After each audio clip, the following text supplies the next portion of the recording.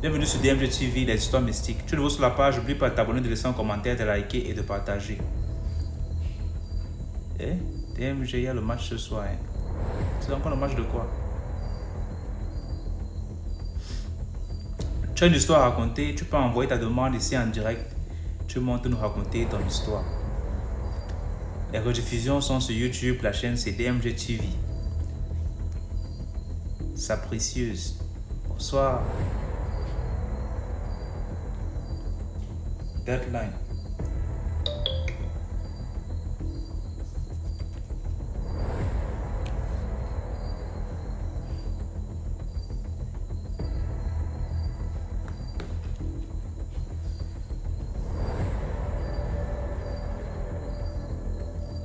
Tes cheveux brillent DMG. Ah, c'est comme ça, non? Ça brille souvent comme le coquille. DMG, tu es devenu timide avec les jets. Ce n'est pas moi, hein.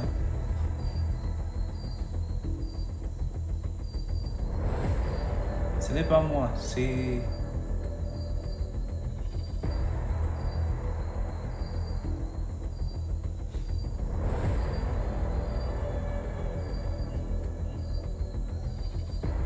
C'est une Néo qui me rend timide. On va faire comment?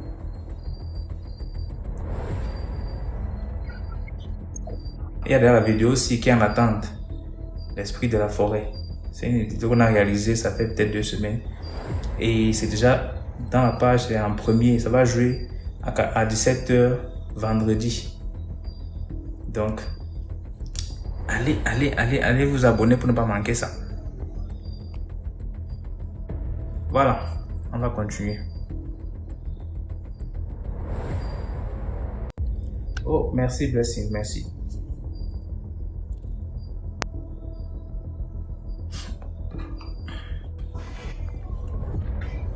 Coucou.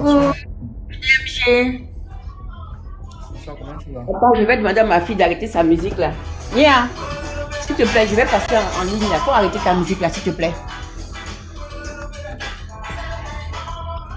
Merci. Coucou, bonsoir tout le monde. Bonsoir. Ça va DMG, je t'ai fait faux bon, hein, pratiquement 2 mois, hein. C'est pas gentil. Hein. Tu me trompes, tu es parti là, le divorce, je vais aller direct. Yeah. mais n'empêche que tu demeures ma base. À chaque fois, j'ai dit non. Moi, je suis venue sur TikTok à cause de DMG. C'est à cause de lui que j'ai créé ma page TikTok. Tu demeures mon best, tu demeures ma base. T'inquiète pas. Voilà. Rose blague. Voilà. Rose blague, c'est sa maman, hein, t'inquiète pas. Je suis sa maman. Je le trompe en chose, comment on appelle ça? C'est un amour filial. Donc, c'est ça. Si je le trompe, je vais chercher d'autres enfants. Sinon, c'est mon premier fils. C'est le meilleur, en tout cas. Bon. Donc, je vais parler d'une histoire de mariage. Vous savez, souvent, on dit, il y a des familles, on voit des familles cossues, où là, tout le monde a l'argent et tout. Et généralement, quand les femmes vont se marier là-bas, ou bien quand elles croisent quelqu'un issu de ce genre de famille, des familles aisées, elles ne se posent pas trop de questions. Pour elles, voilà, elles sont tombées sur le lu et tout. Donc c'est ainsi que il y a une dame que je vais nommer Adoine. Adoine a fait la rencontre de Maurice. Maurice avait 4 enfants et il avait déjà eu 2 femmes décédées. Donc quand elle a croisé, on peut être veuf, hein. C'est pas forcément que c'est des choses qui arrivent dans la vie de quelqu'un. Donc elle s'est mariée. Quand elle s'est mariée, elle a mis quand même du temps avant de pouvoir concevoir. Donc elle est rentrée dans les prières et tout. Et au bout de plusieurs années, Dieu lui a fait grâce. Elle a commencé à enfanter. Et elle a fait plusieurs enfants. Bon, à un moment donné, elle a commencé à remarquer que à chaque fois qu'elle partait au lit avec son mari, elle saignait. Chaque fois qu'elle avait des rapports avec son mari, elle saignait. Et elle a commencé à prier, à demander à Dieu, mais qu'est-ce qui se passe, qu'est-ce qui se passe, qu'est-ce qui se passe. Et puis Dieu lui a montré, dans un rêve comme ça, que, en fait, c'est son mari, quand il fait ça, normalement, à la base, c'est pour se nourrir de son sang. Et surtout, il n'était pas pour faire des enfants. Elle ne devait pas faire des enfants. Mais elle, par la prière et ce que Dieu lui avait donné, elle a pu faire des enfants. Et après, maintenant, ce qui va se passer, elle va constater que 3 fois comme ça, successivement, ses enfants sont décédés. Ça dit que l'enfant, il n'a rien, il s'en va dormir et le matin, il ne se réveille pas. Il va dormir, le matin, il ne se réveille pas. Mais ce qui va la toucher même, c'est sa petite soeur qu'elle avait avec elle, qu'elle a élevée. La fille, elle va dormir la nuit, elle ne se réveille pas. Et donc, elle a commencé à comprendre que cette histoire, c'était une histoire sérieuse. Donc, elle a quitté son mari. Elle a quitté une première fois. Le monsieur passe partout. Oh, de toutes les manières, elle va traîner comme ça dans la ville. Elle va revenir. Elle va revenir. Et une autre, deuxième fois encore, la première fois qu'elle est partie, elle est revenue. La deuxième fois, elle est partie, elle est revenue. C'est-à-dire, elle tourne effectivement, elle est revenue. Surtout que tout ce qu'elle avait mis sur pied, son affaire de pâtisserie, tout était tombé à l'eau. Donc, elle est revenue. Donc, quand elle est revenue maintenant, elle a son fils, parce qu'il lui restait deux filles plus un garçon. Et elle a son mari, quand elle épousait son mari lui-même avait 4 enfants. Et les 3 grands, c'est-à-dire un garçon plus 2 filles, eux, ils ont quitté la maison parce qu'ils sont mariés. Et il y a la dernière fille de son mari qui est toujours restée avec elle. Donc, elle-même, c'est 2 filles qui ont échappé à la mort, plus le dernier garçon. Que je vais nommer, bon, je vais l'appeler Ange, le garçon, je vais l'appeler Ange.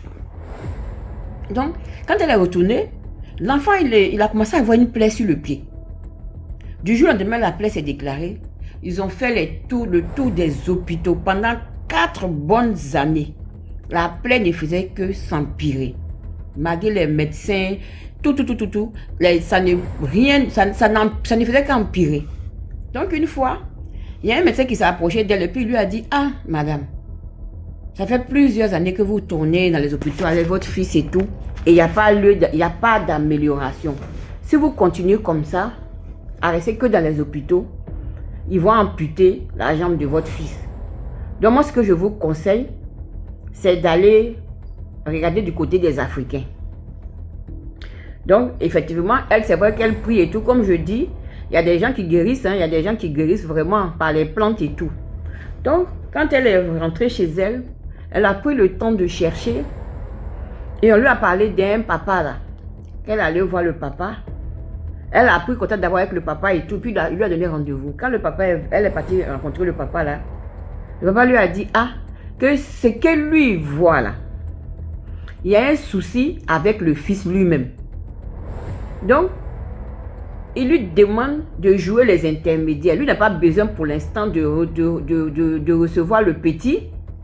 Donc la maman même, elle n'a qu'à rentrer à la maison et puis elle va interroger son fils. L'enfant a des choses à lui dire. Bon, elle, c'est vrai qu'elle prie. C'est une fervente chrétienne. Dieu lui montrait des choses en songe et tout. Sauf que pour son fils là, elle ne savait pas ce qui se passait. Donc elle arrive à la maison, elle fait asseoir l'enfant et puis elle commence à lui parler. Que, voilà ce qu'on m'a dit. Le papa là m'a dit de te poser des questions. Donc, elle a été insistante. C'est là l'enfant va finalement lui dire que, maman, effectivement, papa m'a initié à la sorcellerie. Et la sorcellerie de papa là, c'est une sorcellerie de famille. Donc, voilà, c'est ce qui a fait que c'est dans ma plaie qu'ils prennent leur puissance et tout. Donc, voilà. Et quand elle est repartie dire au papa là, le papa a dit non, que l'enfant là, il n'a pas tout dit. Il n'a qu'à tout te dire. La maman est revenue encore, venue parler à l'enfant. Ça, l'enfant a commencé à dire que oui, le papa, son père lui a demandé de donner sa soeur. Parce que lui-même, il a essayé plusieurs fois de tuer sa propre femme, c'est-à-dire de tuer Adoïne. Il n'est pas arrivé, mais le papa lui a demandé de donner sa soeur. Mais il essaie, il n'arrive pas. Donc, qu'est-ce qu'ils lui ont fait? Ils l'ont promu chef. Ils lui ont donné le grade de chef, mais il faut qu'il extermine sa soeur pour pouvoir maintenant être réellement intronisé. Donc voilà. Donc quand le papa, elle est repartie faire le compte rendu au papa, bon, le papa lui a essayé de faire ce qu'il pouvait, mais au niveau de la plaie, ça n'avançait pas. Donc c'est ainsi que elle a croisé une dame dans ses promenades. La dame lui a dit, moi je connais un homme de Dieu et tout, il faut aller essayer là-bas. Donc elle est partie avec son fils, ils sont arrivés chez l'homme de Dieu.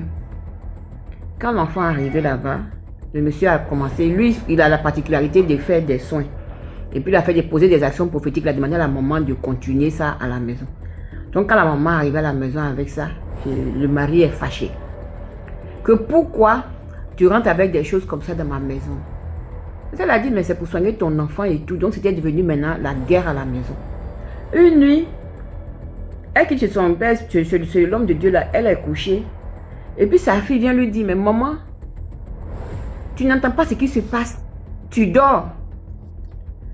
Elle dit, ah, je suis fatiguée, je dors. Sa fille aussi insiste, maman, il y a du bruit, tu n'entends pas ce qui se passe, tu es en train de dormir.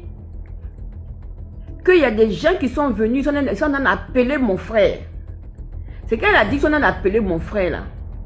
La maman, c'est comme si le sommeil même est quitté dans ses yeux. Elle se lève, elle sort au salon.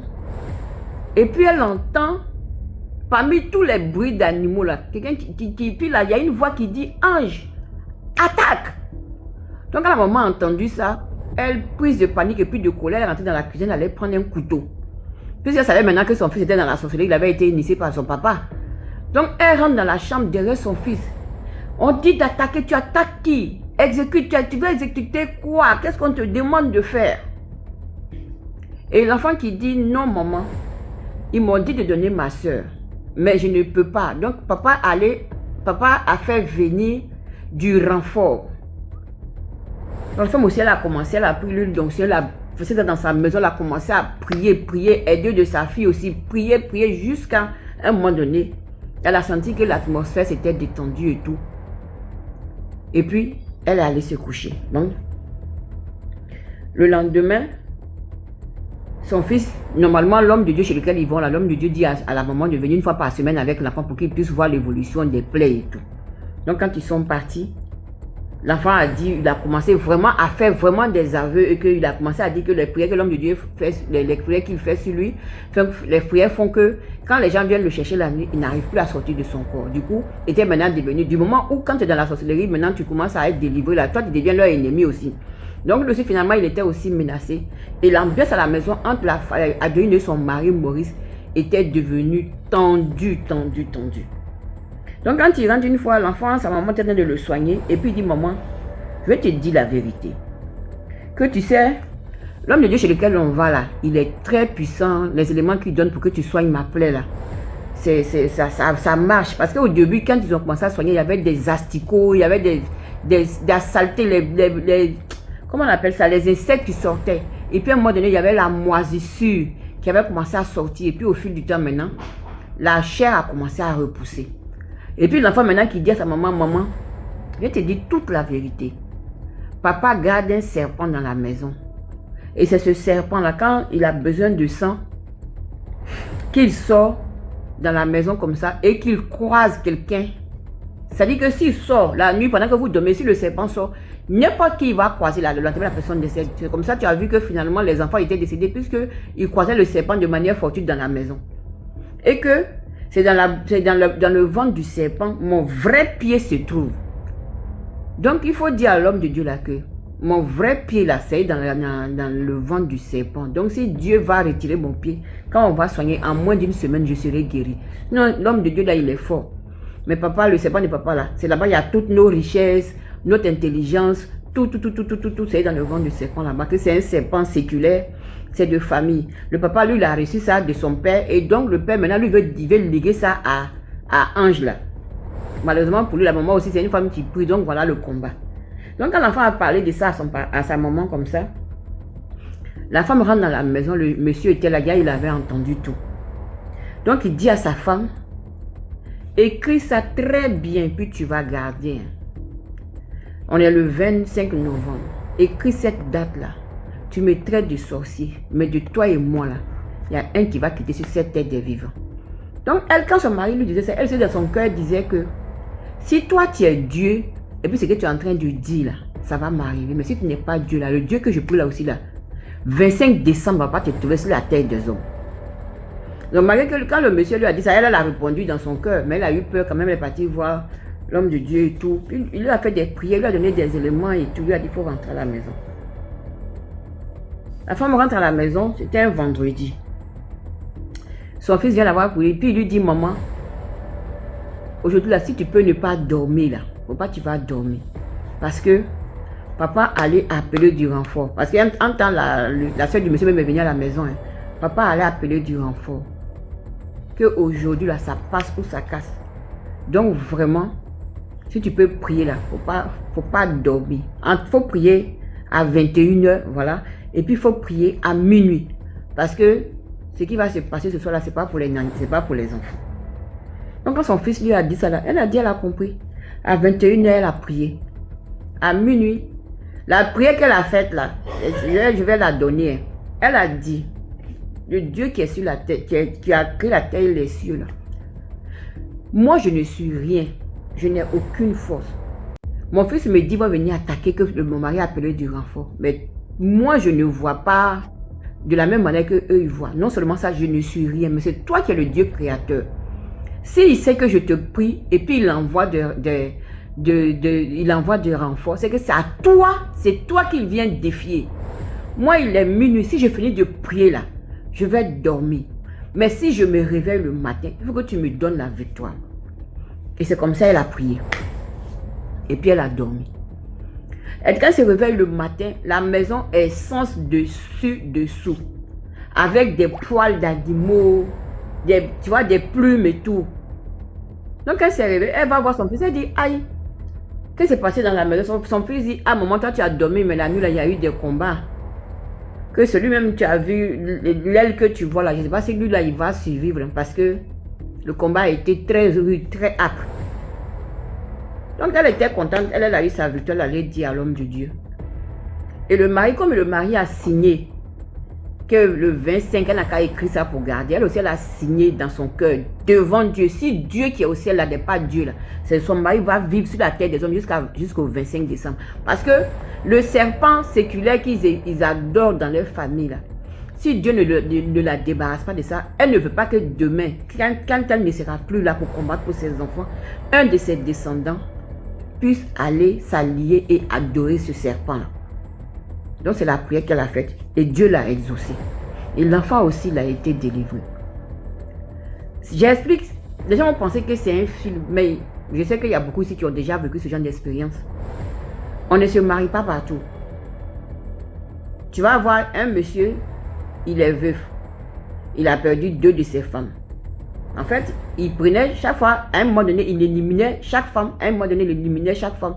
Mais nous, les femmes, nous sommes tellement avides de mariage que quand on veut rencontrer quelqu'un, on ne demande pas réellement la volonté de Dieu. Donc, avant d'entrer dans une relation avec un homme, on n'a qu'à d'abord demander à la volonté de Dieu. On n'a qu'à d'abord demander l'assentiment de Dieu. Parce qu'une fois que tu es amoureuse, là, si on te donne une révélation, on t'a pensé que c'est attaque du diable. Alors que Dieu te montre la vérité. Donc, autant prier d'abord. Et puis, si Dieu nous donne le OK, on rentre dans une relation. Parce que chacun a, tout le monde, c'est pas tout le monde qui a la force de prière, cette fois comme la femme, elle a eu. Mais n'empêche que cette même femme, elle avait perdu beaucoup de ses enfants dans ce mariage-là. Donc voilà. C'était ma petite histoire du soir, sûrement que je vais revenir. Merci beaucoup pour l'histoire. Je t'en prie.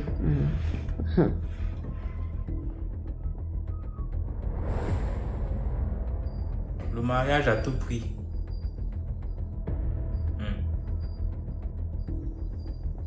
Donc pour la nouvelle chaîne, on va poster les films inspirés des histoires mystiques. Parce qu'on s'est rendu compte que c'est pas tout le monde qui... Les gens ont envie de visionner avec la famille à la maison. Mais mère, tout le temps les histoires et que ce n'est que ma tête qu'on voit là. Ça décourage beaucoup de personnes. Donc, ils sont fatigués de voir ma tête. Donc, maintenant, on va réaliser certaines histoires qui sont vraiment captivantes pour sensibiliser.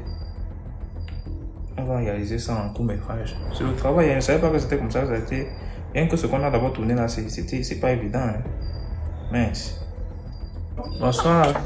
Bonsoir, DMG. Ah, DMG, pour te trouver, c'est pas facile. Tu m'entends, non? Vous m'entendez? Là où je suis, il n'y a pas de bruit. Je suis là. Je suis dans la cour, il n'y a personne. Je suis là, dans la cour. Là où je suis, là, il n'y a pas de bruit. Je vais parler. Il y a la télé derrière toi. Non, je suis dehors, dans la cour. Non, c'est le mur qui est derrière moi, c'est le mur. Il n'y a pas de télévision. La personne. Il n'y a pas de bruit, il n'y a personne. Tout le monde est dehors, quoi. Vu la canne, là, ils sont tous dehors. Je peux parler, non? Je peux parler. Ah, DMG. Ah, DMG, tu m'as fatigué un peu de... Allez. Bon, moi j'ai plusieurs histoires à raconter. Je vais raconter d'abord sur celle qui n'est pas trop longue là. Et puis un bon jour, on va revenir sur celle qui est longue. Bon, l'histoire, c'est une dame qui me l'a raconté quoi. Elle me dit, oh toi pardon là, oh pardon sans pardon, faut arrêter ce que tu fais là, faut arrêter ça. Laisse-moi tranquille. Voilà, excusez-moi. Comme je disais là, c'était lors de la programmation des résultats du baccalauréat. Et moi, comme je suis quelqu'un, j'aime beaucoup me caser maintenant une dame. Et puis, elle était assise tout calme. Elle pensait, puis elle dit, ah maman, il y a quoi? Que pourquoi tu es assise comme ça? Elle dit non, que au fait, ma fille, que quand je vois chaque fois l'année où on donne les résultats du bac comme cela, ça me fait rappeler d'un jeune garçon, l'enfant de ma voisine. Que l'enfant était super poli, il respectait tout le monde au quartier. Quand tu l'envoyais, en tout cas, il ne refusait pas, il faisait bien tes cours, gentil. Que, en tout cas, il était bien apprécié de tout le monde. Et comme ça, l'enfant a eu son bac. Après ça, maintenant, il allait en vacances au village. Donc, c'est comme cela maintenant que, en plus de ça, encore, il savait encore bien nager. Donc, étant là-bas, il aidait sa grand-mère, ses parents, ses amis, tout ça. Donc, c'est comme cela. Un jour, ils sont allés, je ne sais pas si j'ai dit à la rivière ou au marigot, je ne sais pas. Donc, ils sont partis maintenant. Et puis, l'enfant, en nageant, quand il s'est noyé. Donc, dans ça, maintenant, il n'a pas pu se débattre. En fait, il s'est débattu jusqu'à il n'a pas pu sortir. Jusqu'à il allait au fond de l'eau. Quand il allait au fond de l'eau maintenant, durant des jours, ils sont partis appeler ses parents, ils sont revenus. Ils n'ont pas trouvé le corps de l'enfant. Quand 3 jours après, l'enfant ressort. Il monte au-dessus de l'eau maintenant. On prend le corps de l'enfant est mort. L'enfant est mort, mais on ne peut pas voir le corps de l'enfant. On dirait que quelqu'un, ils ont frappé dans l'eau. Son dos est complètement déchiré. Son dos, le visage, tout le corps est complètement déchiré. Personne ne croyait pas. Mais qu'est-ce qui s'est passé dans l'eau? Il y a quoi dans l'eau quand l'enfant a eu le corps déchiré comme ça, comme si on l'avait frappé dans l'eau? Donc les parents ont pleuré, la mère même, elle était inconsolable. Donc le père a pris les photos pour montrer, tellement qu'il n'en revenait pas du tout à ce qui arrivait à son fils. Donc c'est comme si là, en tout cas, elle dit que le quartier était bouleversé. Le quartier était sous le choc, vraiment. Ils ont tous pleuré, mais ça passait. Donc ça veut que chaque année, quand elle voit la date du bac comme cela, ça lui fait pleurer. Elle se rappelle de l'enfant. Donc moi j'ai demandé, mais est-ce que les parents ont essayé de faire certains trucs pour voir ce qui s'est passé? Elle dit non, que les parents n'ont pas voulu faire ça parce que eux croient en Dieu. Donc ils n'ont rien fait quoi. C'était ça mon histoire. Mais j'ai plein d'autres histoires à raconter. Mais ça va venir au fil du temps quoi. Un peu. Donc merci. Le mois de décembre. D'accord. Là, le mur qui parle. Son mur là, il fait le bruit. Bonsoir Noël.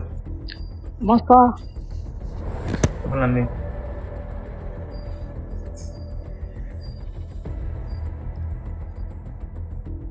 Allô, vous me recevez? Oui, très bien, Noël. D'accord. Bonsoir la communauté, bonsoir DMG. C'est la première fois que je monte. Donc, j'ai une histoire à raconter. Ma frère et moi, on a vécu une expérience troublante en 2012. Ben, je suis camerounaise, je suis de Matom, pour ceux qui connaissent Matom. Et notre village, en fait, c'est à 12 km de Matom. Donc, c'est dans... Enfin, il faut être à Matom et tu fais 12 km, 12 à 14 km pour arriver chez nous. Donc, c'était en 2012, pendant les vacances. Mon père avait fait une fête au village. Donc, tous mes frères, on était au village. Et on avait convenu que mon père devait nous raccompagner le samedi sur son pick-up à Matom pour qu'on puisse prendre le car ou bien le bus pour rentrer à Yaoundé. Et maintenant, le samedi arriva à 18h, il a refusé. Donc, mes frères et moi, nous étions 7, avec 4 cousins et 2 amis. On a pris la route. Il faut savoir que c'est la forêt. Chez nous, il n'y a pas de lumière. Donc, il y a des villages qui se suivent. On prend la route. À un moment donné, la nuit est tombée. Heureusement qu'il y avait quand même la lune et les étoiles. On marchait et on a formé des groupes, des petits groupes. Et j'étais en dernier fil avec la dernière petite sœur. On était derrière. Et les autres, en fait, on ne les voyait plus. On marchait. On a dépassé une colline chez nous qui est un nom Goansas. Et après, à un moment donné, ma soeur et moi, on a suivi à gauche, à droite. En fait, nous on marche au milieu de la route. À gauche, c'est la forêt. À droite, c'est la forêt. On suit comme un troupeau de bœufs ou c'est pas comme des chevaux en fait. Je sais pas, je ne peux pas l'expliquer. Comme un troupeau d'animaux en fait qui viennent à gauche, à droite pour nous, en fait, vers nous. On regarde à droite, c'est les arbres. À droite, il n'y a rien. Mais on suit vraiment comme si bientôt, ce troupeau-là va venir tomber sur nous, quoi. Et moi, quand en fait, j'ai été prise de peur et là, j'ai été scotchée sur place. Je suis allée agripper ma soeur. On est calé là. On le fuit. En fait, moi, je l'ai agrippée. Et après ça, maintenant, entre-temps, on suit un bruit comme une grosse pierre, en fait, qui quitte de je sais pas trop. Quand on embrousse, une pierre, en fait, qui quitte du ciel pour tomber. On suit un gros bruit. Après, on entend comme une grosse pierre, peut-être de 5 tonnes qui tombe auprès de nous. J'ai failli pisser sur moi. Heureusement, ma soeur m'a dégagée. Elle m'a dit, Noël, cours. On a lancé un sprint là. On s'est mis à crier à mes frères, oh attention, on va mourir et tout. Et quand maintenant on les trouve, c'est là qu'en fait, le premier groupe nous dit qu'eux aussi, en fait, aussi, ils l'ont aussi subi. Mais bon, comme c'était les garçons, eux, ça allait. Et ma soeur et moi, je tremblais. On a dû me porter jusqu'en route, en fait, pour prendre la voiture. Et quand on est rentré, on a dit ça à ma mère, à mes oncles. Apparemment, chez nous, c'est le coutume. Hein. Donc, chez nous, les morts aiment bien effrayer, en fait. Donc, il faut être habitué. Quand tu marches dans la nuit, dans la brousse, tu peux rencontrer des trucs comme ça. Et ils ne tuent pas, mais ils aiment effrayer. Donc, depuis ce jour, soit c'est en journée quand on peut au village pour rentrer, soit on prend la moto ou alors pas à pied du tout. Mais vraiment, chez nous, c'est comme ça en fait. Non, les morts aiment bien effrayer et c'était très terrible. J'ai failli pisser sur moi ce jour-là. Donc, voilà mon expérience. Je vais remonter pour une autre histoire.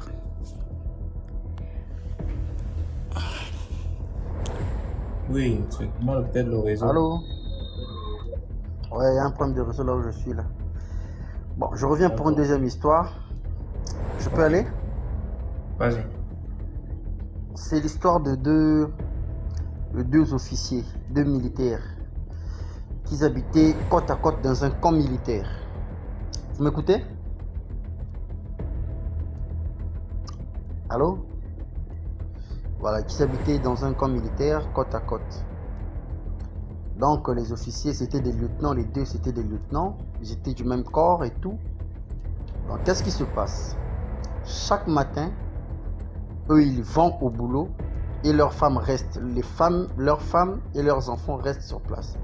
C'était dans un grand camp militaire ici au Congo et leur maison était face à face en fait. Donc quand ils vont au boulot, leurs femmes restent ensemble. Quand ils vont au boulot, leurs femmes restent sur place. Et les femmes, vous savez, là où, comme on dit chez nous, Bassi Batongate, là où les femmes sont, il y a toujours parlable en fait. Donc, les femmes, un jour se sont chamaillées.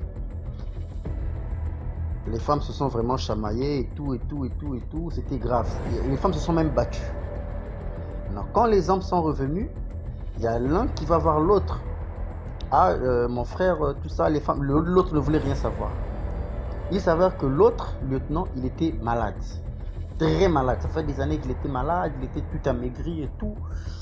On ne savait pas de quoi il souffrait. D'autres disaient qu'il avait le sida, d'autres disaient qu'il avait la tuberculose. Donc c'était un peu compliqué. Non, celui qui était en bonne santé, qui va voir celui qui était malade pour dire que mon frère, les femmes se sont battues, certes, mais toi et moi on est des hommes. L'autre, le maladif, ne voulait rien savoir.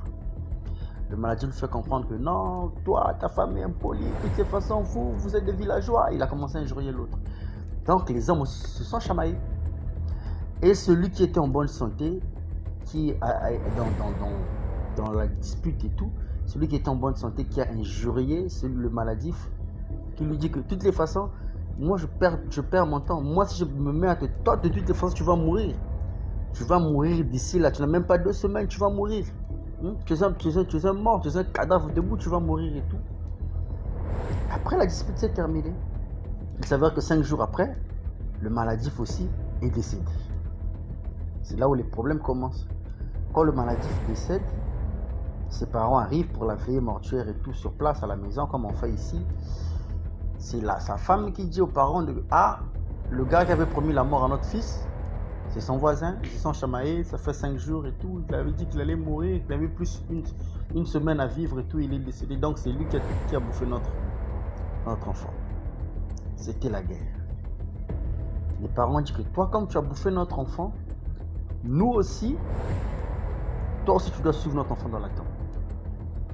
Le gars, il avait sa belle-sœur qui était pasteur, celui qui était resté vieux. On lui a dit, il faut déménager parce que là, c'est chaud. Il a dit, non, mais c'était pas mon intention en fait, c'était dans la colère que je l'ai injurié. Et voilà. Il s'avère qu'après l'enterrement, les parents du défunt ont fait des incantations sur la tombe et tout. Ils ont réveillé l'esprit du défunt pour attaquer l'esprit de l'autre qui était resté, vu qu'ils étaient face à face. Sa sœur qui priait beaucoup lui a demandé de déménager à plusieurs reprises. Elle a dit non, moi je crois pas à ces choses-là, c'est pas moi qui l'ai bouffé, c'était juste une dispute et tout machin. Donc l'esprit du gars venait chercher le gars pendant tous les jours, même pendant 9 mois. L'esprit du gars toquait à la porte. Et en fin de compte, l'esprit du gars s'est accaparé de celui qui était resté en fait. Donc celui-là aussi a commencé à souffrir de la même maladie. Il avait son ventre qui gonflait, les pieds gonflaient, ses yeux devenaient rouges et tout. Il a fait presque tous les pays de l'Afrique centrale pour chercher les Nganga pour le soigner. Il a fait la RDC, la RCA. Il est allé au Gabon malgré ça. Il n'a pas pu avoir gain de cause. Et 3 ans après, le gars est décédé. Donc la morale de l'histoire, c'est pour dire à tous ceux qui nous suivent ce soir, c'est que c'est vrai, on peut se chamailler avec quelqu'un, mais il faut toujours avoir des réserves. Parce que tu peux prédire une chose sur quelqu'un et puis la chose en question se réalise, alors que toi tu avais juste dit ça sous l'effet de la colère, et puis on dit que c'est toi qui as commis l'acte en fait. Donc c'était un peu ça mon histoire. Parce que la première histoire ne m'avait pas bien écouté, voilà pourquoi j'ai récidivé en fait. C'est un peu ça, DMG, merci. Merci beaucoup au puissant. Celui qui demande là, pourquoi sur YouTube, pour les films là, pourquoi sur YouTube? Parce que YouTube est moins regardant sur le contenu. TikTok, dès que tu vas poster par exemple des maquillages de marabout là, avec peut-être le sang, le rouge là, ils vont faire descendre la vidéo. Facebook, même chose. Je pense que YouTube encore là, les seuls à vraiment tolérer ce genre de choses. Mais rassurez-vous, dans le contenu de ces vidéos, il n'y aura pas de nudité. Pas de nudité. Parce que le but de ces vidéos, c'est de sensibiliser. On va pas aller prendre l'enfant de quelqu'un pour aller tourner une scène où elle va faire des trucs. On ne peut pas faire ça. Donc rassurez-vous, vous pouvez visionner ces vidéos avec vos enfants au calme, sans problème. Coucou. Bonsoir. Je vais rendre un témoignage. Je vais d'avance m'excuser pour ceux qui seront heurtés par ce que je vais dire. Je ne fais pas de prosélytisme. Je vais juste rendre un témoignage. Nous avons un Dieu seul et unique. C'est juste les appellations, les interprétations qui changent. Donc, excusez-moi d'avance.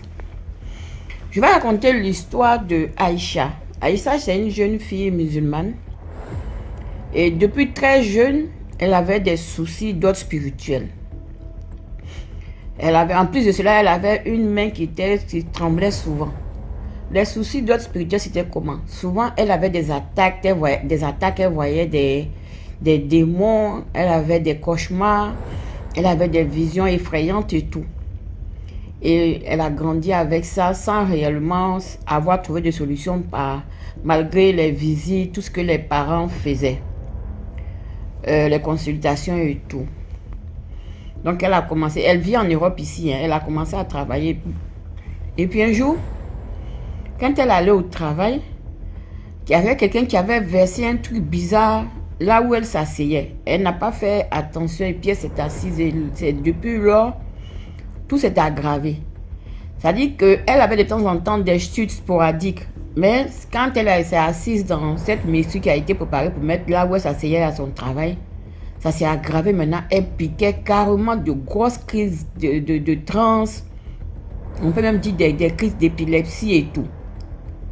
Et c'était devenu tellement dérangeant et tellement grave que à un moment donné, même elle a pensé à se suicider. Elle a consulté les marabouts, elle a consulté tout ce qu'elle pouvait consulter. Ça n'a rien changé à sa situation. Parce qu'on lui propose d'aller sûrement faire un pèlerinage à la Mecque. Elle est partie à la Mecque. Malgré qu'elle était à la Mecque, mais c'était encore là, ça la dérangeait tellement que bon, elle a fini tant bien que mal son pèlerinage. Elle est revenue. Malgré tout ça, ça n'a pas changé. Mais elle remarquait qu'à un moment donné maintenant, il y a le diable qui venait carrément lui dire: je suis Belzébul, tu es ma femme, on t'a donné à moi, tu es ma femme, tu es ma femme. Donc elle, malgré qu'elle soit musulmane, là, tout ce qu'elle avait comme réflexe, arrière de moi Satan. Arrière de moi Satan. C'est ce qu'à chaque fois elle répondait lorsque le diable se présentait à elle pour dire: tu es ma femme, je suis venue te chercher, tout et tout. Elle disait: arrière de moi Satan. Mais pour les prières, elle priait ses prières musulmanes et puis elle faisait Ayatul Kursi. C'est ce qu'elle faisait, les prières voilà, qu'elle faisait à chaque fois. Malgré ça, rien n'allait. Ça, c'est qu'un jour, son oncle est venu la trouver dans une de ses crises. Il a eu tellement pitié d'elle. Il a dit: si c'est comme ça, il faut venir à Abidjan. Elle est partie à Abidjan. Bien qu'ils étaient musulmans, son oncle l'a fait, ils ont fait tout le tour des pasteurs qu'ils connaissaient pour la délivrance. Donc, parfois, quand ils allaient chez certains pasteurs et puis ils commencent à faire des prières de délivrance, le diable même se moquait. Par elle, sa voix, quoi. Que toi, infidèle comme ça, là, tu vas venir prier pour dire que tu vas me chasser. Ou bien si c'est un autre, toi qui voles de ton église. Ou bien si c'est un autre, toi qui bois, là, tu peux dire quoi. Donc, la pauvre, elle a fait tous les tours, là. Elle n'a pas eu sa guérison et puis elle est rentrée. Une autre fois, c'est comme ça. Elle avait entendu parler d'un homme de Dieu, mais elle a demandé à un de ses amis qui est à Abidjan: est-ce que tu connais cet homme de Dieu là? Le gars allait, il lui a dit: non, il faut quitter dans ça. Ça, c'est des charlatans. Les hommes de Dieu là, celui-là plus particulièrement, c'est un charlatan. Faut pas aller là-bas. Donc c'est dans ça, elle est restée dans ces souffrances là. Ça, c'est qu'un autre de ses amis lui dit: ah, je vais te brancher avec un gars de vaudou au Bénin. Donc, elle allait au Bénin. Au Bénin, elle a fait 1 mois. Ils lui ont fait des prédictions. Ils lui ont même dit qu'elle est mariée dans l'eau. Elle a même sa statue dans l'eau. Ils ont fait tout ce qu'ils pouvaient. Tout ce qu'ils pouvaient. Jusqu'à un jour, elle était encore au Bénin. Puis quelque chose lui a dit: mais l'homme de Dieu même que tu as demandé à ton ami d'aller regarder là, est-ce que toi-même tu as pris le temps de connaître? Elle dit: c'est comme ça, la voix lui disait: est-ce que toi-même tu as pris le temps de regarder? Va voir sur YouTube. C'est une voix qui disait ça. Elle allait effectivement sur YouTube. Elle est tombée sur des témoignages. Surtout un témoignage qu'il a marqué. Il y avait une dame qui disait qu'elle avait un serpent dans le ventre. Et quand elle est allée chez l'homme de Dieu, il a prié, elle a fait des cercles, le serpent est tombé. En même temps, elle se dit que dans son corps, parce qu'elle sentait comme si c'était un serpent qui marchait dans son corps. Et il la piquait de temps en temps, Donc quand elle a vu ce témoignage-là, elle a pris sa parole, elle a dit: ah, Dieu Tout-Puissant, si c'est réellement toi qui m'as parlé et qui me conseille d'aller voir cet homme de Dieu là, vraiment, il faut faciliter les choses. Il faut me démontrer que c'est toi qui es réellement là-bas. Je signale qu'elle est musulmane. Hein. Elle dit la même nuit là, elle n'a pas dormi. elle a commencé, c'est-à-dire les voix ont commencé à se manifester. Donc toi, tu veux partir là-bas, tu veux nous chasser. On t'a fait quoi? Elle seule dans la chambre que le féticheur lui avait donné là. Elle s'est bagarrée, se cognée là-bas, elle seule. Ça c'est que vers 4 h du matin, le monsieur m'est venu demander, t'appelles la Coco, tu es sûr que ça va? Elle dit oui. En même temps, l'autre voix répond. Puis le monsieur dit, mais c'est qui parle là? Elle dit non, c'est pas moi qui parle. Bon, en même temps, c'est elle qui parle. Donc, jusqu'au matin, elle s'est arrangée avec le monsieur. Elle a demandé au féticheur là que finalement, elle va partir. Donc, elle arrive à Abidjan. Elle avait pris les coordonnées de l'homme de Dieu sur YouTube. Elle va directement chez l'homme de Dieu, mais il ne recevait pas. Mais elle a eu le temps de prendre les huiles bénies, les parfums et tout. Et puis elle est rentrée chez elle. Jusqu'à ce que le jour de réception, elle est venue. Quand elle est venue, quand elle a approché l'homme de Dieu, elle lui a dit, ah, que papa, Belzébul dit, je suis sa femme, qu'on m'a vendue à lui. L'homme de Dieu ne la regardait pas, mais dès qu'elle a dit ça, il a regardé, il a levé la tête pour la regarder. En même temps, il dit, bon, il a pris un parfum Saint-Michel, il l'a aspergé, il a pris pour elle, et puis il lui a donné des instructions à suivre. Cet homme de Dieu, là, lui, sa particularité, c'est quoi? Il ne va pas prier pour toi longtemps. Il va te dire, bon, fais telle prière, fais telle chose. Toi-même, tu vas prier. Et ce que tu vas demander à Dieu, il va te répondre soit audiblement, soit visuellement, ou soit en rêve. Donc, c'est comme ça, elle est partie. Quand elle part, elle fait ses bains, tout ça. Le premier songe qu'elle va faire,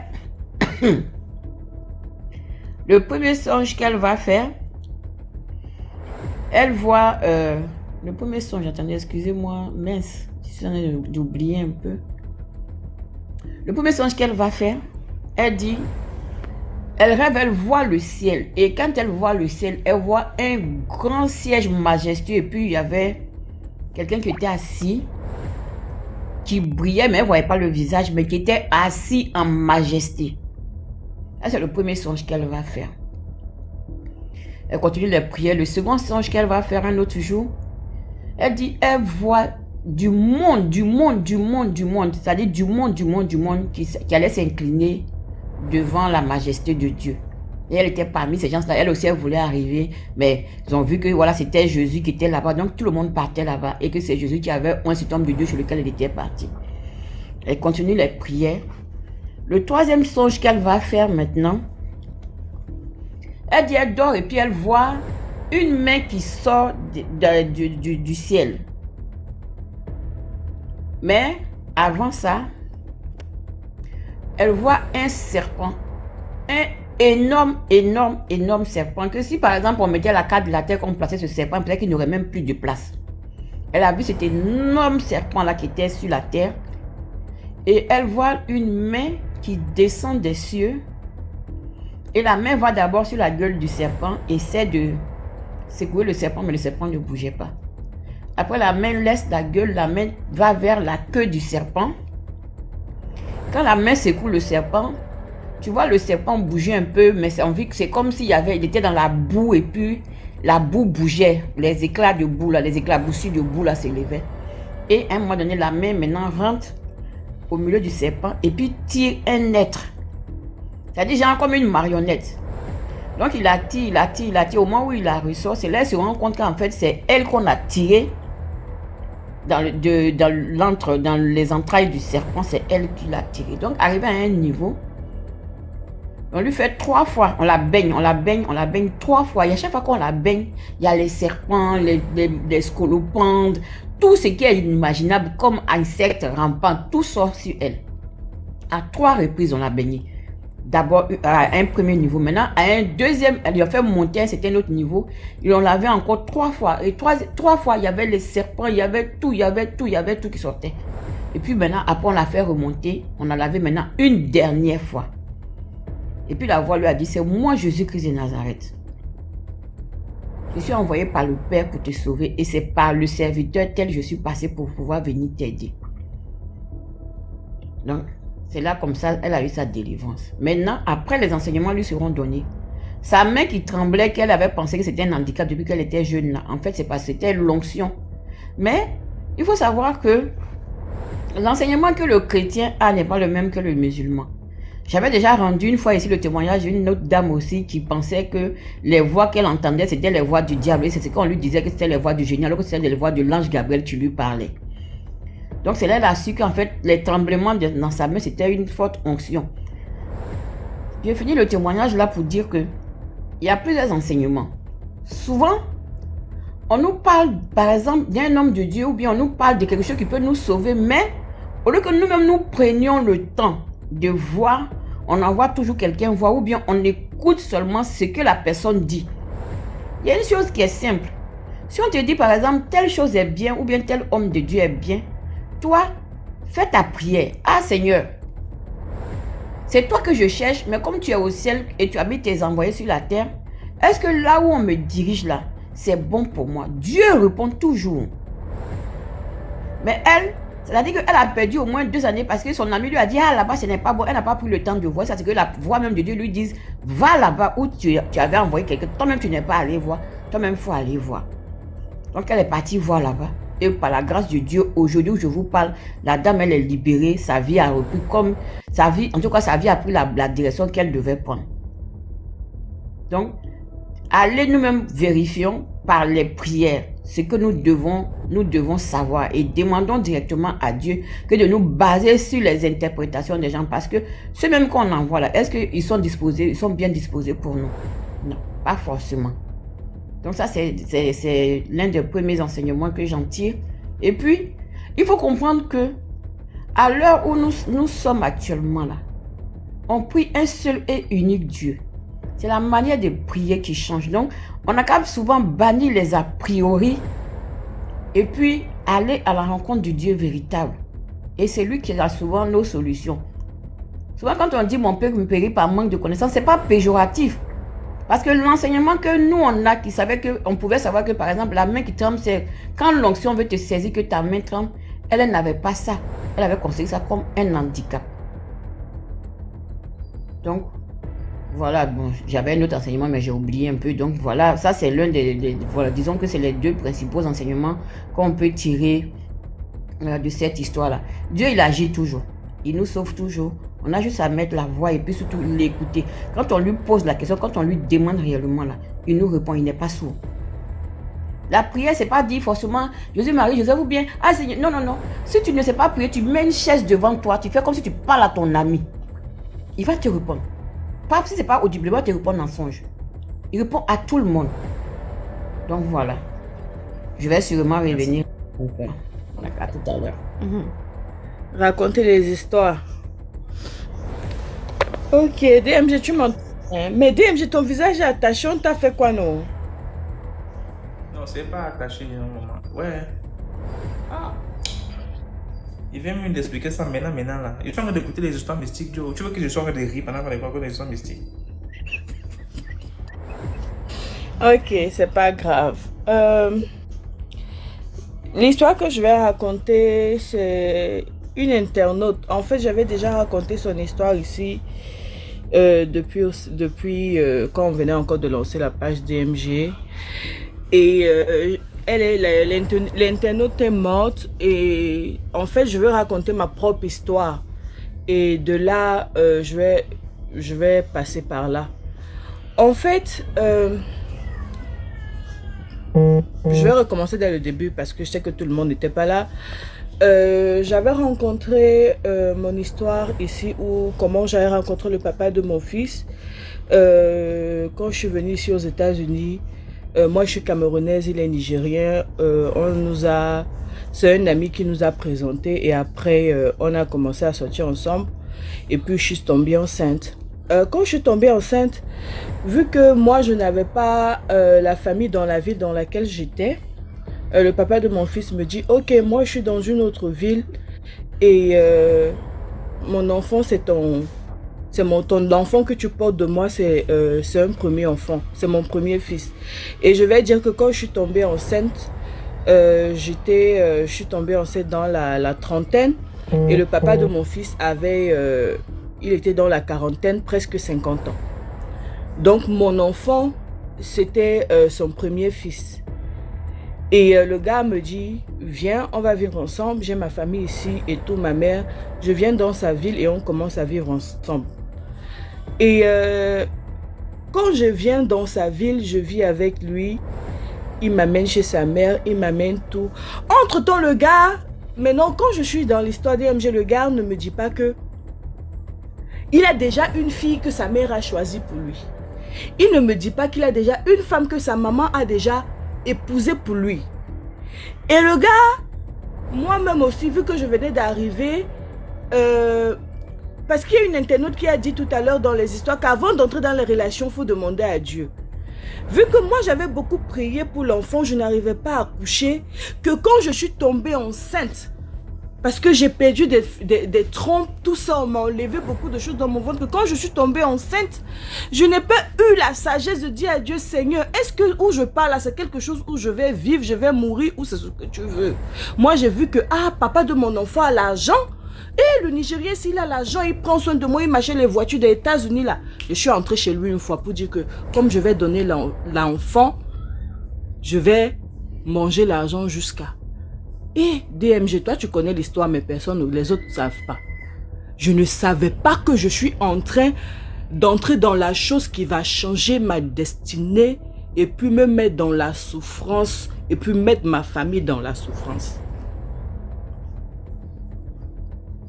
Le garçon là, le papa de mon enfant n'a jamais eu d'enfant avant moi parce que chaque femme qui tombe enceinte de lui meurt.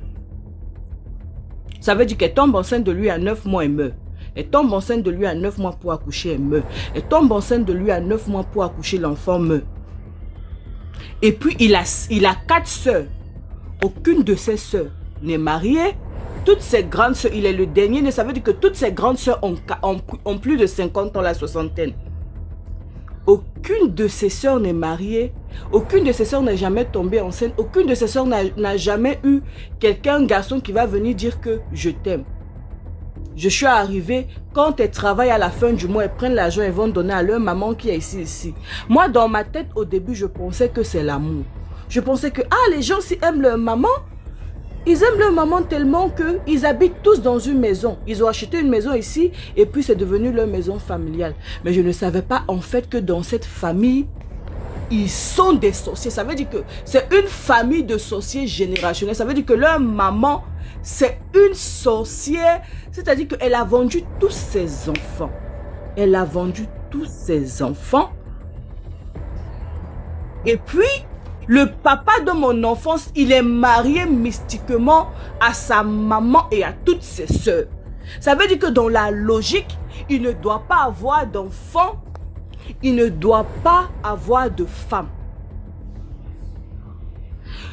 Tout ce qu'il voit, je dis DMG, le type là, tout ce qu'il voit, il aime. Ça veut dire qu'il doit être... Donc c'est mystiquement, c'est quand tu as l'esprit de Mami Wata là, toutes les femmes que le type voit. DMG, le papa de mon enfant, que quand tu le vois, dès que tu le vois comme ça, tu l'aimes. Donc c'est un homme que tu ne peux pas dire non. Même mes soeurs, je te parle que même ma famille, mes gens, tout le monde le voit. Dès qu'il te voit, il te dit bonjour, tu l'aimes. Donc il doit être frivole mystiquement, c'est comme ça, il est comme ça. Et puis... Dans la vraie vie, le mariage de que se marier, avoir une famille, tout ça mystiquement, c'est avec sa maman et puis ses soeurs. Maintenant, quand le type me rencontre, moi je suis enceinte. Lui, c'est pas que mon enfant là, j'ai prié pour faire ça. La sœur parlait des musulmans. J'ai dit tout à l'heure dans un commentaire que je suis chrétienne, mais je faisais les prières des musulmans. Maintenant, moi au pays... Il y a des chrétiens, il y a des musulmans. Donc, je n'ai pas de famille ici, mais j'ai des amis, j'ai la famille, j'ai des gens qui font des prières, des sourates, des prières pour moi, matin, midi, soir. DMG, quand je pars accoucher à 8 mois, 4 semaines, je vais à l'hôpital, on dit, l'enfant a disparu dans mon ventre, on ne le voit pas. On dit, le docteur me dit, on ne voit pas. Le docteur me dit, on veut utiliser mon cas DMG pour faire une étude. Parce qu'on dit que depuis dans l'histoire de la médecine, eux ici aux États-Unis, ils n'ont jamais vu une femme enceinte qui est enceinte et puis on ne voit pas l'enfant. Et puis il y a les échographies. On a fait échographie de 0 à 8 mois, on voit l'enfant. 8 mois, 3 semaines. Pour venir pour faire la dernière échographie, pour voir la situation de l'enfant, on dit on ne voit pas l'enfant. DMG, c'est où je reste dans mon cœur. Et puis le papa de l'enfant, dès qu'on ne voit pas l'enfant, il est avec moi, il a déjà appelé sa mère. Donc le type mystiquement, le type ne sait pas. Il dit tout à sa famille. Ça veut dire que sa famille, je vous ai déjà dit mystiquement, il est perdu. Donc il appelle sa maman, il dit, ah nous sommes à l'hôpital. Et puis on dit, on ne voit pas l'enfant. Hein. Et puis sa maman va lui dire, ah, on va prier. Ça va aller, on va prier, ça va aller. Sa maman lui dit, donne le téléphone à Laetitia. Parce que moi, quand il me donne le téléphone, sa maman me dit au téléphone, ah ma fille, ce que je vais te dire, c'est que Dieu va faire que tu vas accoucher. Et puis moi, je réponds à ma belle-mère que maman, je ne savais pas DMG, c'est où ma bagarre avec ma belle-mère a commencé. Je dis, maman, mon enfant, je n'ai pas demandé à quelqu'un. Je connais d'où mon enfant est sorti. Et la personne qui m'a donné mon enfant va faire que mon enfant va sortir. La maman dit, elle dit, ok, j'ai compris. Elle dit pas amen, hein. Elle dit, ok, j'ai compris. DMG, c'est comme ça que le docteur vient. Le docteur dit, on doit m'opérer le 17. On me donne la date du 17 pour opérer pour la naissance de mon fils. On dit, rentre à la maison, on ne peut rien faire. DMG, quand je rentre à la maison, je prends le téléphone, j'appelle ma maman. Au pays, je dis, ah maman, voilà la situation. Je prends le téléphone parce que j'ai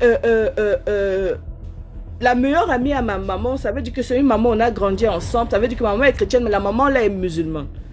Donc je prends le téléphone, j'appelle maman. Je dis, ah maman, et son nom c'est maman Aïcha. Je dis, ah maman Aïcha, voilà ma situation. On dit. La maman me dit, ok, je vais demander les prières pour toi. On va lire les sourates pour toi. Et puis, maman de l'autre côté, elle prie. DMG. Le 14, ça veut dire 2 jours avant le 17. 2 jours avant le 17. Ça veut dire 3 jours avant le 17, le 14, le 15, le 16. Donc 2 jours avant le 17, DMG, je suis assise dans ma chambre, dans la chambre, hein, parce que ma belle-mère, et puis, j'ai oublié de préciser que le père de mon enfant, ils ont acheté la maison. Donc, tous là habitent là-bas avec leur maman. Donc, quand moi je suis arrivée, à cause de moi, il a laissé la maison, leur maison, il a laissé leur maison et puis il a eu une autre, il a pris une autre maison. Ça veut dire qu'il a abandonné sa maman, ils n'ont plus le contrôle sur lui. Maintenant, lui, à cause de moi, il n'est plus avec eux. DMG, je suis dans ma chambre comme ça et puis quelqu'un va me dire dans mon oreille. Quelqu'un, je ne vois pas mystiquement. Quelqu'un va me dire dans mon oreille, lève-toi et puis va à l'hôpital, va accoucher. C'est comme ça que je me lève. Papa de mon enfant me dit, tu vas où? Je dis, je vais accoucher. Et puis, il me suit. Lui, il me suit parce qu'il voit, je vais accoucher. Je prends ma voiture, lui aussi, il prend sa part de voiture. Personne ne monte avec moi. DMG, quand j'arrive à l'hôpital, la femme me dit, non, ce n'est pas aujourd'hui. On me dit à l'hôpital, on me dit, c'est pas aujourd'hui. Je dis que je suis venue accoucher. DMG, quand on me met sur la table, la femme me dit, ok, faut voir, je vais faire dernière échographie pour voir. Elle dit, elle veut accoucher, on sait qu'on n'a pas vu l'enfant. La femme, quand elle fait échographie DMG, la femme dit, écrit en anglais, elle dit, Jesus. Elle appelle tout le monde. Elle dit, opération d'urgence. On voit l'enfant, mais l'enfant est bridge. Donc l'enfant, les pieds sont en bas, la tête est en haut. Elle dit, on va opérer maintenant. DMG, je sais pas, on a tout préparé. On m'a mis sur le lit, on est entré. On a fait. L'enfant est sorti. Quand l'enfant est sorti, DMG, on me fait sortir. Le même jour, donc comme je suis en train d'accoucher, la garçon, lui, il est dehors, il est en train d'appeler sa maman. Sa maman a débarqué à l'hôpital. DMG, quand maman a débarqué à l'hôpital, je suis déjà sortie de la salle d'opération. Je suis déjà dans la salle, on m'a déjà remis mon enfant. Et puis ma belle-mère voit mon enfant avec mes belles-sœurs. Et puis elle regarde mon enfant et puis elle demande à mon enfant en anglais, qui es-tu? Tu sors d'où? Qui t'a envoyé? Elle dit miracle. Elle dit miracle. Et puis ma belle-mère me regarde et puis elle dit, avant toi là, il y a eu les femmes. Elle dit, avant toi, il y a eu les femmes. Et puis c'est toi qui vas venir me montrer que tu es femme. DMG, je n'ai pas compris. Quand elle a dit, c'est quand elle a dit le message là que je me suis rendu compte que en fait je suis entrée dans un combat. C'est pas dans tous les mariages on entre, c'est pas dans toutes les familles on entre. C'est où j'ai dit, je me suis rendue, je suis dans un combat. Et puis, dès lors, quand je suis sortie avec mon enfant de l'hôpital, le papa de mon enfant dit, ah, comme je suis faible, sa maman est déjà venu. Donc, comme je suis à l'hôpital comme ça, DMG, ils ont déjà débarqué, ils sont déjà venus dans ma maison, ils ont laissé leur maison, ils sont déjà chez moi, hein, prendre une autre chambre qu'elles vont venir s'occuper de mon enfant. Quand je sors, DMG, pendant une semaine, je n'ai pas dormi avec mon enfant. Mon enfant, hein, un bébé qui allait. Et l'enfant, s'il veut gâter l'histoire, pendant une semaine, je n'ai pas allaité mon enfant. Parce que mon enfant dormait dans la chambre de sa grand-mère. Sorry. Mon enfant dormait dans la chambre de sa grand-mère. Et puis, je m'excuse. Yes. Ok, go play over there, I'm coming. Mon enfant dormait dans la chambre de sa grand-mère. Une semaine, je n'allaite pas mon enfant n'allaite pas mon sein. Il me dit, dans leur famille, c'est ça, c'est comme ça, ça fait. Je dis, mais toi, c'est comme ça, ça fait que qui a accouché dans ta famille avant toi? Tes 3 frères, personne n'a les enfants. Qui a accouché dans ta famille et puis il dit, c'est comme ça, ça doit se passer. Oui, c'est l'enfant en question qui parle là. DMG, c'est comme ça que ma belle-mère dort avec mon enfant une semaine. Maintenant, comme tu sais, je commence à plaler, on commence à se bagarrer, je demande mon enfant, on me donne mon enfant. Quand ma belle-mère me donne mon enfant, elle a fait tomber le cordon ombilical d'un enfant d'une semaine avant le temps parce qu'il fallait absolument qu'elle prenne ce cordon. Je ne sais pas comment elle a fait. Un enfant d'une semaine, le cordon est tombé. Elle a pris le cordon et puis elle a mis dans une boîte et puis elle a fait quelque chose dessus et puis elle frottait sur mon enfant tous les jours. Et puis quand elle frotte sur mon enfant, DMG, moi je suis là, je dis dans mon cœur que, hé, ma chérie, tu montes, tu descends. Tu montes, tu descends, ce que tu fais est nul et sans effet, je dors. Quand mon enfant veut allaiter, on me réveille la nuit, j'allaite mon enfant dans sa chambre devant elle. Et puis je sors. DMG, quand mon fils a atteint 1 an, 2 ans, l'enfant ne parle pas. On amène l'enfant à l'hôpital, on dit l'enfant est autiste. On amène l'enfant à l'hôpital, on dit l'enfant est... Maintenant, on dit l'enfant est zinzin. Et après, on amène l'enfant à l'hôpital. Quand l'enfant est dans la maison, l'enfant s'est dit, maman, je veux boire de l'eau, maman, j'ai faim. Mais quand on arrive dehors, on dit à l'enfant, on parle à l'enfant et puis l'enfant fait, tu vois comme les Mongols, là, les enfants mongols, les mains là, l'enfant se transforme comme ça à l'hôpital. Et puis on dit, on doit mettre l'enfant dans la catégorie des handicapés. C'est où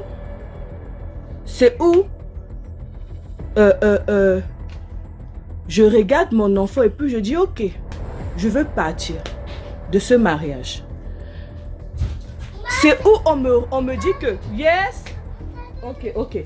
DMG, maintenant je ne peux pas partir parce que même ceux qui sont dans ton lave aux États-Unis là, ils savent quelque chose. Je ne suis pas mariée avec le type, mais le type a signé l'acte de naissance de l'enfant. Et dans l'état dans lequel je suis, on privilégie la famille. Ça veut dire que moi, sachant déjà qu'ils sont sorciers, je ne peux pas laisser mon enfant avoir la garde partagée avec son papa, que l'enfant est chez moi et puis parfois l'enfant est chez lui. C'est comme ça, DMG. Je reste et puis mon avocat me dit, c'est la seule solution qui se passe. DMG, c'est où dans mon cœur je dis, ah, maintenant là je me transforme en lion. Donc maintenant je deviens une maman lion. Comme la famille ici, ils sont sorciers. J'ai dit, je me suis levé DMG et puis j'ai dit, Seigneur, je sais que c'est toi qui es Dieu. Mais à l'heure là, moi aussi, je vais aller chercher où je ne dois pas chercher. Où je ne dois pas entrer, je vais entrer. DMG, c'est où j'ai commencé maintenant le combat mystique. Maintenant, c'est où le mystique entre. DMG, c'est où j'ai commencé le combat mystique. Toi, DMG, tu connais l'histoire parce qu'en cause de ça, tu connais mon histoire. DMG, je reste dans ma maison. Et puis ma belle-mère envoie, DMG, on envoie les esprits. Je suis dans ma chambre, je dors. Et puis il y a des esprits qui lavent ma maison. Et puis qui lavent ma maison. Et puis qui lavent mes plats. Et puis qui nettoient. Je suis dans la chambre. Quand moi aussi je sors, j'appelle au pays. J'ai dit fire. On les envoie le feu. Tu entends ma belle-mère le lendemain. Tu pars chez elle. Elle a cassé le pied. Maman, tu ne marches pas. Tu es sur place. Puis elle a fait comment pour se casser? Elle dit non. Elle s'est levée. Elle a dormi sur un côté. Je suis entrée, donc, DMG, on dit dans la vie là, il faut dire, parce que je me suis rendu compte d'une chose, c'est que Dieu m'a donné cet enfant, mais quelque part, Dieu a vu que je suis une fille, que je suis courageuse, parce qu'avant l'enfant là, j'ai eu les étapes. Dieu a su que cet enfant là, je vais faire tout pour le protéger. Mon enfant aujourd'hui, DMG, mon enfant aujourd'hui dont je te parle là, il a 5 ans. J'ai supporté de rester dans ce combat mystique. Ça veut dire que DMG, on m'a envoyé les bois. Yes, ouais, l'enfant s'y est. Ok, ok. On m'a envoyé les serpents bois. On m'a envoyé des choses que personne ne peut même imaginer que ça peut se passer dans les États-Unis là. Chaque fois que je pars au tribunal, quand j'arrive au tribunal, le tribunal me dit, oh l'enfant, désolé. Quand je pars au tribunal, le tribunal me dit, on ne peut pas déclarer quelque chose parce que le papa de l'enfant et moi, on doit automatiquement partager la garde de l'enfant. Maintenant, qu'est-ce que je décide de faire, DMG? Mon avocat me dit, le seul moyen que tu peux partir de cette famille, c'est d'avoir une preuve. Une preuve que le papa de l'enfant ou la grand-mère de l'enfant maltraite l'enfant. C'est où je décide que je vais accepter rester chez le type-ci, dans ce foyer, et puis dans la souffrance, dans le combat, dans la prière, jusqu'à ce que j'ai la preuve. J'ai installé des caméras chez moi en cachette. J'ai installé des micros partout. Quand mon enfant part chez sa grand-mère, quand l'enfant rentre, quand moi-même je pars chez sa maman, je pars avec des radios, avec des choses. Même dans la maison de sa maman. Et DMG, j'ai fait l'aventure, j'ai le cœur là. Même dans la maison de sa maman, DMG, j'ai acheté des petites puces que j'ai mis dans sa maison. Et puis j'entendais tout ce qu'elle raconte. C'est comme ça que j'ai eu la preuve que elle raconte et parle. Yes, go over there, I'm coming. C'est où j'ai eu la preuve. Tu entends dans des vidéos comment ces appels téléphoniques, comment elle parle avec des gens et puis elle planifie ma mort et puis ils envoient l'argent au Nigeria tous les jours pour qu'on va me tuer parce qu'ils ne veulent pas de moi dans leur famille. Mais non, le papa de mon enfant aussi ne peut pas laisser son... mon histoire là, c'est un combat. Le papa de mon enfant aussi ne peut pas laisser son enfant partir. Parce que regardez un homme de près de 52 ans maintenant, de près de 50 quelque chose maintenant. Une femme n'est jamais tombée enceinte de lui. Il a eu l'enfant. Et puis l'enfant, c'est sa photocopie crachée, tout net. Le papa de mon enfant me dit, non ma chérie, où tu pars, moi je pars. Si je dis, tu veux rentrer au Cameroun, vivre là-bas, nous tous on devient Camerounais, je pars avec toi. Parce que je ne peux pas. Quelqu'un dit prends-nous au sérieux. Je vous prends pas au sérieux. Comment est-ce que c'est mon histoire, c'est l'histoire de ma vie. Pourquoi je vais venir jouer? C'est où je suis. Je suis toujours dans le combat jusqu'à maintenant. Je ne suis pas sortie du combat. Je suis toujours dans le combat. Pourquoi? Parce que je ne peux pas accepter partir et puis mon enfant, le papa de mon enfant et moi, on va avoir la garde partagée. Donc je suis toujours dans cette famille, je vis toujours avec le papa de mon enfant et puis je fais toujours le combat mystique. La raison pour laquelle je raconte cette histoire, c'est juste pour dire aux filles que c'est pas dans tous les mariages on va entrer. C'est pas tout homme. Avant d'entrer dans la vie d'un homme, quand tu rencontres un homme, même si c'est que l'homme là, tu connais son papa, tu connais sa maman, je vous assure, je vous demande pardon. Je sais, il y a des pasteurs ici, hein, je sais, il y a des hommes de Dieu ici, il y a des musulmans, mais pardon, faut aller regarder. Faut sortir, aller chez des gens. Allez, que ce soit chez des musulmans, que ce soit les coris, allez regarder où vous entrez, parce que le déo est mauvais. Il y a des familles là, on n'entre pas. Parce que ma famille, si là, c'est pas une famille où on va venir faire délivrance. C'est une famille où on veut me tuer. Il y a de cela 2 jours, ma belle-sœur m'a envoyé une chaîne par son frère, que son frère me dise que c'est mon cadeau d'anniversaire. Et puis quand la chaîne arrive chez moi j'ai quelque chose que papa l'homme de l'homme connaît mon histoire parce que c'est lui qui m'aide. Moi j'ai quelque chose qu'on m'a envoyé depuis le Bénin. Donc quand la chaîne arrive, j'appelle, on me dit prends quelque chose, tu verses sur la chaîne.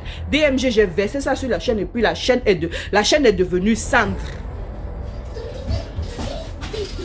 Je suis toujours dans leur famille. Ça c'est mon histoire là. C'est moi Letty, c'est mon histoire. Je suis toujours dans leur famille.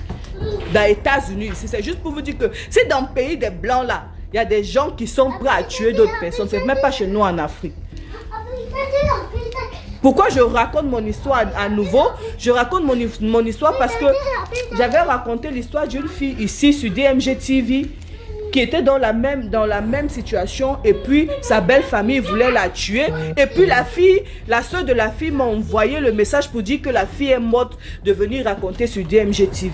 C'est pour ça que je suis revenue parce que je ne peux plus rentrer dans l'histoire de la fille pour vous raconter à nouveau. Son combat aussi c'était comme le mien, mais elle a négligé. Elle a dit non, elle va laisser à Dieu. Je ne dis pas que Dieu n'est pas Dieu. Mais quand tu es face aux sorciers, c'est Dieu qui donne la force à ces gens-là d'aller se protéger. Vraiment, il faut sortir. Et puis, je suis toujours dans le combat et je sais que je serai victorieuse dans mon combat. Mais je ne vais jamais laisser. Je suis devenue Yakuza d'affaires là. Donc, en fait, c'est ça DMG. Je vais partir de là. Quelqu'un me dit, il faut partir de là. Je vais partir de là. Mais comme je dis, le problème est délicat parce que j'ai essayé de fuir avec mon fils. On m'a fait la vie de recherche. Ça veut dire que si je fuis avec mon enfant, c'est le kidnapping. Le papa de l'enfant est dans la vie de l'enfant et il s'occupe de son enfant. Donc, pour que mon fils, je n'ai pas de garde partagée, pour que je ne donne pas mon fils à quelqu'un de garder pour 2 jours, pour 3 jours, je préfère rester dans le mariage là, comme ça, moi-même, je garde mon enfant. C'est comme ça ici dans ça. Ok, DMG, on est ensemble. C'est juste pour donner le courage à 1 ou 2 ou 3 personnes qui se trouvent dans une situation pareille, qu'il ne faut rien lâcher, il faut se battre, surtout quand on a déjà des enfants. Ok, on est ensemble.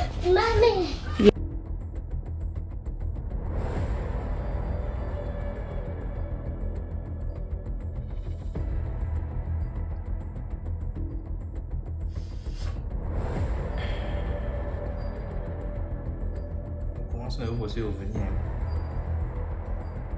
La batterie est déjà faible du jour. Il faut banger à plat, je ne vais pas charger le power. Ok.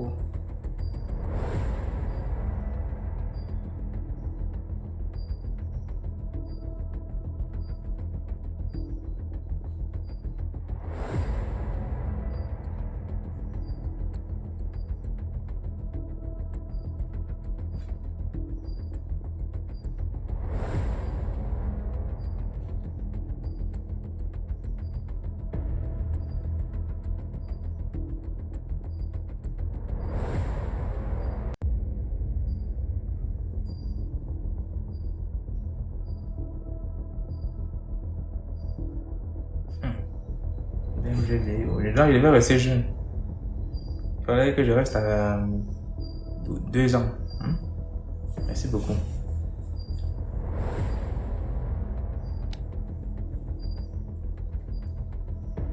Les batteries ici vont me lâcher ici là. Moi, vous dormez dans le noir pendant que vous dormez dans la lumière. C'est moi qu'on doit venir récupérer la nuit.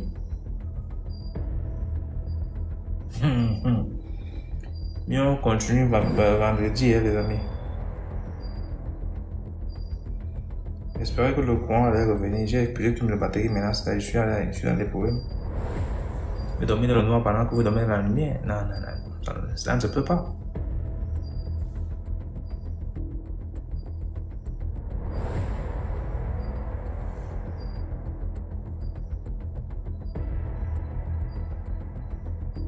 Mais on continue vendredi, s'il vous plaît. Merci à ceux qui envoient les histoires. Merci à les tapoteurs, les cadeaux. Le chien va te protéger. Pendant qu'il n'a qu'à se cacher en bas de la chaise, c'est là que nous. C'est moi qui dois protéger le gars. Il va protéger qui? Le Maroc fait repêcher la Côte d'Ivoire. Ah, c'est encore quelle nouvelle ça?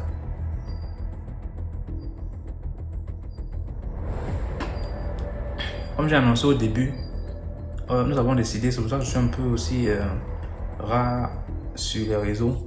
Nous avons décidé de lancer une projection de court-métrage dans le but de sensibiliser comme on fait d'habitude. Mais cette fois, ça sera en mode de court-film, c'est court-métrage. Pour ça, nous avons aussi créé une nouvelle chaîne pour pouvoir poster les vidéos. Ça ne sera pas en audio comme on a l'habitude de faire, mais en vidéo. Et donc je vous invite s'il vous plaît à vous abonner à la page, la nouvelle page. Dans ma page là, quand vous entrez, vous allez voir dans la bio là, DMG Production. lien de la chaîne YouTube. Cliquez seulement sur le lien ici. Vous pouvez faire ça maintenant, ça va nous arranger. Cliquez seulement sur le lien dans ma page. Donc, cliquez sur ma photo de profil qui est là en haut. Vous entrez dans la page, vous allez voir ceci. Faites ça, on prend 2 minutes pour faire ça. C'est du lourd.